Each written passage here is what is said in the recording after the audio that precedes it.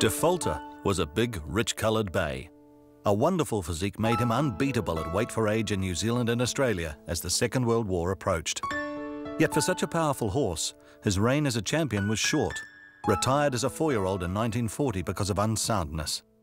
Nevertheless, Defaulter will be remembered as an outstanding galloper and afterwards as the most successful colonial-bred sire of his era. By Defoe from Expense, the yearling went through the sale yards at Trentham in 1937. His purchase was controversial and the inspiration for his name.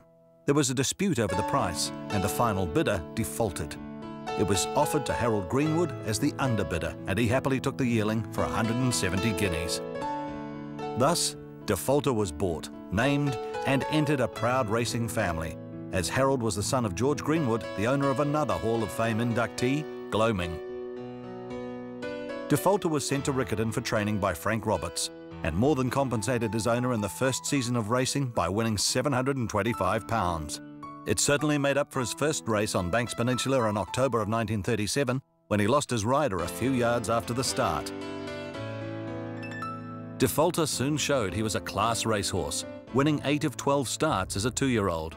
2 of those wins, the North Island Challenge Stakes at Trentham and the CJC Challenge Stakes at Riccarton, were at weight for age against older horses.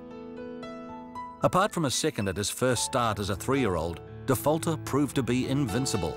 He put together a sequence of 8 wins starting with the Dunedin Guineas.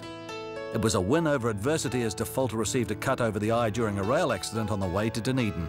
It didn't affect him as he bolted home to take the trophy.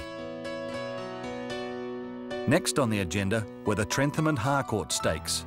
Travel wasn't an issue for Defaulter as he went home to collect the New Zealand Derby and the Canterbury Cup.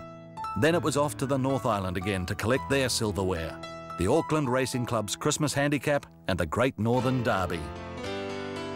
A fitting finale to that great run of form was a win in the Wellington Cup in 1939. At the time, run over 1.5 miles. Defaulter carried 8 stone 11 pounds. That was 11 pounds above weight for age and was the highest weight carried successfully by a 3-year-old in that event. By now, Defaulter's fame was so widespread that race fans didn't need to know the Greenwood's address. Every postie in Canterbury knew where the owner of Defaulter lived. Having beaten the best in New Zealand, Harold Greenwood set his sights on conquering Australia. An offer of 10,000 guineas was put on the table for the Star Colt, but Defaulter wasn't for sale at any price. First up in Sydney was a win in the AJC Chipping Norton Plate, although Defaulter and Harold Greenwood had to survive a protest to claim the honours.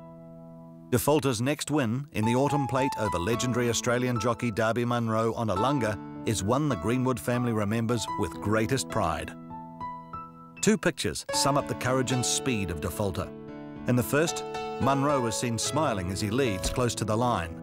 In the next, Defaulter has flashed by to victory, creating the famous footnote for Munro, the smile that vanished. Regular jockey Jim Ellis rated it his best effort.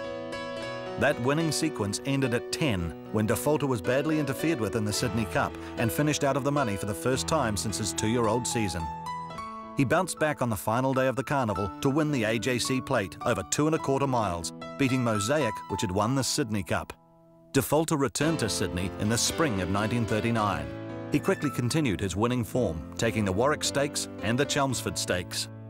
But Defaulter went lame after that race and was returned to New Zealand with a cloud over his future. He was patched up and went south for a crack at the James Hazlitt Gold Cup in February of 1940.